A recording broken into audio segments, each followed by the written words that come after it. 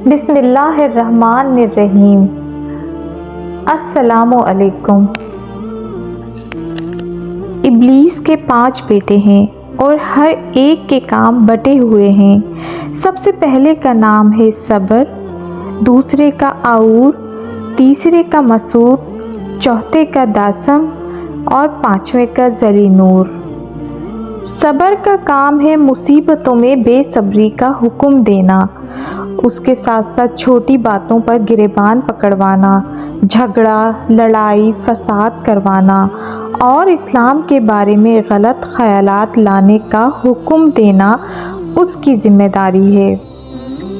عور یہ زنا کا حکم دیتا ہے اور زنا جیسے بدترین گناہ کو بڑا خوبصورت کر کے دکھاتا ہے۔ مسعود ایک دوسرے کے ذریعے جھوٹ پھیلاتا ہے اور آدھی سنی سنائی بات کو بڑھا چڑھا کر لوگوں میں پوری بات کرواتا ہے، چغلیاں کرواتا ہے۔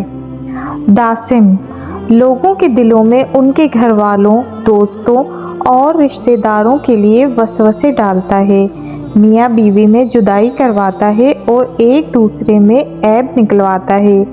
یہ سب اسی کے ذمہ ہے اور اس بات سے ابلیس بڑا خوش ہوتا ہے۔ ذلی نور بازار میں کسی غیر محرم پہ بری نظر ڈلوانا، گالی گلوچ کروانا، وقت کو برباد کروانا، بے ایمانی کروانا، یہ سب اسی کے ذمہ ہے۔